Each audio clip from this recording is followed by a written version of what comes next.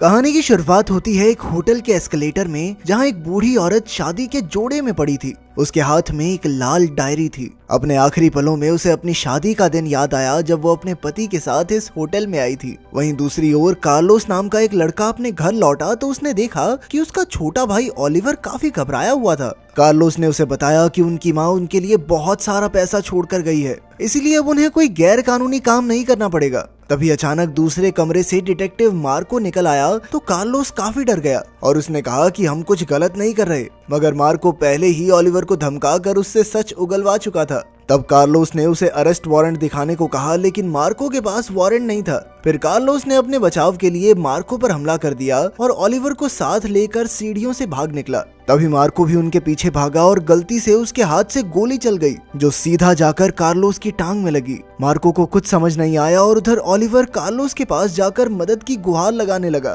तभी अचानक उन्हें दूर से एक जोरदार धमाके की आवाज सुनाई दी। फिर कार्लोस के जख्म से बहते खून को रोकने के लिए ओलिवर ने वहां अपनी हुडी बांध दी। फिर उसने गुस्से में मार्कोस से बदला लेने के लिए उस पर हमला कर दिया, लेकिन मार्कोस बहुत बड़ा था और उसने उसे वापस धक्का दे दिया। ओलिवर ने कहा कि उन्हें जल्द से जल्द कार्लोस को हॉस्पिटल ले जाना चाहिए। इसके बाद ओलिवर ने कार्लोस को अपने कंधे का सहारा दिया और वो तीनों सीढ़ियां उतरने लगे। जैसे ही वो दरवाजे पर पहुंचे तो उन्होंने देखा कि दरवाजे पर तो ताला था, इसीलिए वो फिर से नीचे उतरने लगे। लेकिन काफी देर तक सीढ़ियां उतरने के बाद उन्हें एहसास हुआ कि वो बार बार उसी एक मंजिल पर पहुंच जाते थे। उन्होंने नीचे देखा तो उन्हें सीढ़ियों का कोई अंत दिखाई नहीं दिया। तब मार्कोस ने दोनों भाइयों को वहीं रुकने को कहा और खुद फ्लोर नंबर देखते हुए सीढ़ियां उतरने लगा, लेकिन बार बार वो उसी मंजिल पर आ पहुंचता जहां कार्लोस और ओलिवर मौजूद थे। मार्कोस का तो दिमाग ही चकरा गया और वो एक बार फिर से सीढ़ियां उतरने लगा, लेकिन इस बार भी वो दोबारा से उसी मंजिल पर पहुंच गया। अब उसने सच जानने के लिए सीढ़ियों में अपनी चाबी फेंक दी, पर अचानक वो ऊपर से उनके पास ही आ गिरी।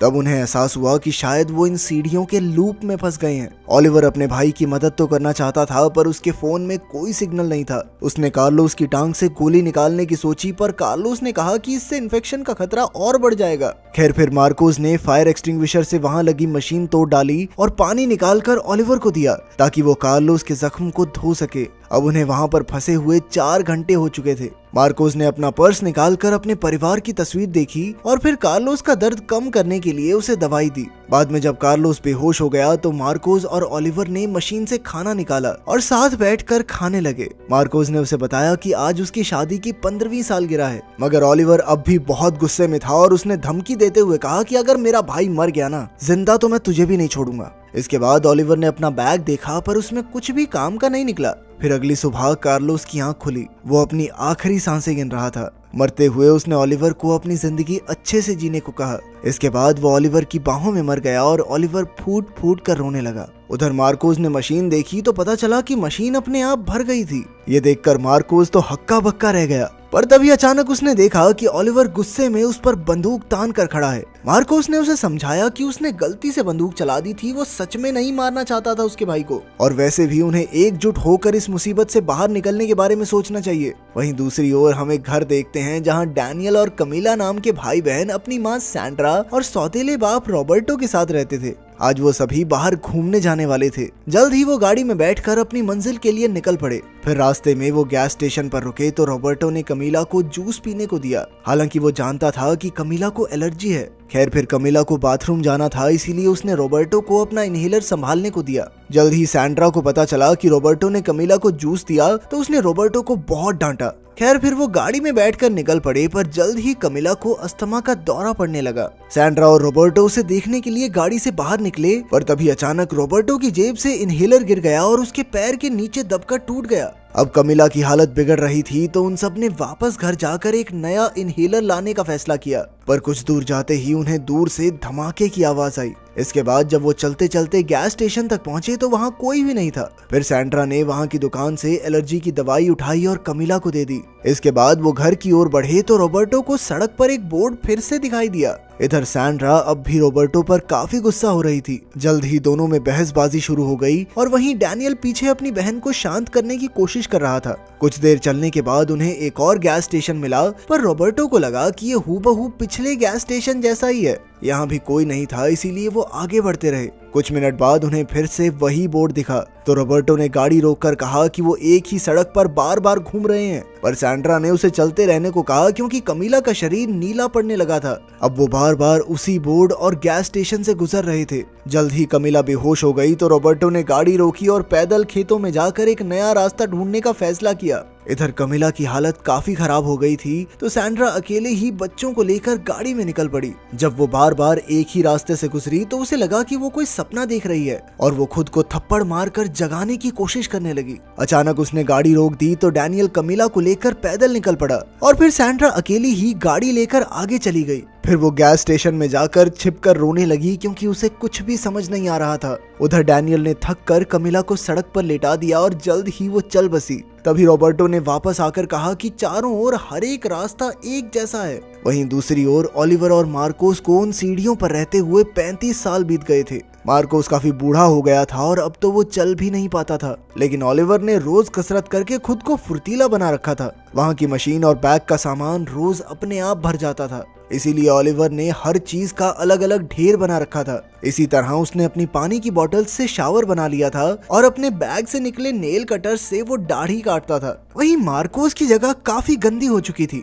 शायद वो दोनों ही अपना मानसिक संतुलन खो बैठे थे क्योंकि ओलिवर हर रोज कार्लोस के कंकाल की पूजा करता था और वो दोनों दीवारों पर निशान बनाकर दिन गिनते थे। मार्कोस बार बार अपनी जिंदगी के हसीन पलों को याद करके उन्हें दीवारों पर उतारता रहता और सोने से पहले वो अपने नाम को बार बार दोहराता था ताकि वो उसे भूल न जाए। वहीं दूसरी ओर हम देखते हैं कि उस सड़क पर भी 35 साल बीत चुके थे और वो सभी गैस स्टेशन से खाना लेते थे क्योंकि वहाँ पर भी हर रोज खाना दोबारा भर जाता। रॉबर्टो काफी बूढ़ा हो गया था और अब वो गाड़ी में सुअर की तरह पड़ा रहता। सैंड्रा तो बिल्कुल पागल हो चुकी थी और उसने बोलना बंद कर दिया था। उधर डैनियल जवान हो चुका था और खेत में एक चूहे के साथ रहता। उसने गैस स्टेशन से सामान उठाकर झोपड़ी बनाई थी जिसके अंदर वो रोजमर्रा की जरूरत का सामान रखता था। जब रोज सामान दोबारा पैदा होता तो उसे अपनी बहन का टूटा हुआ इनहेलर मिलता जिसे वो उठाकर एक ढेर में फेंक देता। खैर डैनियल गाने सुनकर और खेतों में घूम फिरकर अपना समय गुजारता। एक दिन रॉबर्टो को सड़क पर कमीला का गुड्डा मिला तो वो उसे डैनियल की झोपड़ी में छोड़ आया।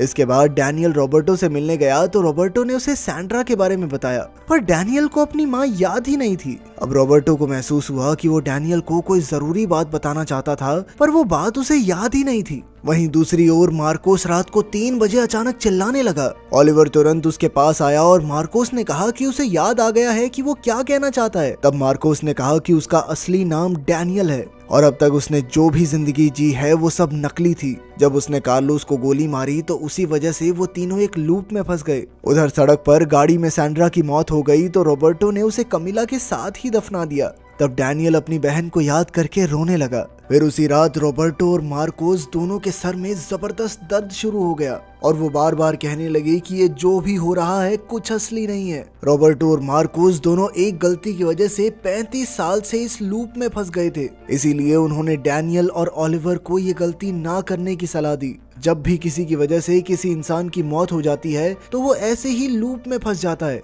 फिर रॉबर्टो ने डैनियल से कहा कि जब भी उसे एक पुलिस की गाड़ी दिखाई देगी तो वो अपना नाम भूल जाएगा। उधर मार्कोस ने कहा कि जब ओलिवर को एक एलिवेटर दिखाई देगा तो वो अपना नाम भूल जाएगा। फिर रॉबर्टो ने खुलासा किया कि उसका असली नाम रूबेन है और जब वो 10 साल का था तो वो अपने टीचर और एक दोस्त के साथ नदी में फंस गया था। अचानक टीचर गलती से गिर गया जिससे रॉबर्टो के दोस्त को चोट लग गई और 3 दिन बाद उसकी मौत हो गई। इसके बाद वो दोनों लूप में फंस गए और उन्होंने 35 साल उसी नदी में भटकते हुए बिताए। आखिरकार जब टीचर मरने वाला था तो उसने भी ऐसे ही रॉबर्टो को सलाह दी थी। इसके बाद रॉबर्टो को नदी का किनारा मिल गया और उसने सैंड्रा के साथ एक नई शुरुआत की। उधर मार्को ने ओलिवर को अपनी कहानी बताते हुए कहा कि असल में वही डैनियल था, उसे सब कुछ याद आ रहा था। मरने से पहले रॉबर्टो ने उसे पुलिस की गाड़ी में बैठने से मना किया था क्योंकि ऐसा होते ही वो अपनी पिछली याददाश्त खो बैठेगा, पर डैनियल ने उसकी बात नहीं मानी और मार्कोस के नाम से एक नई जिंदगी की शुरुआत की। फिर मरने से पहले रॉबर्टो और मार्को ने डैनियल और ओलिवर को एक लाल डायरी दी जो कि तस्वीरों और उनकी लिखी बातों से भरी हुई थी।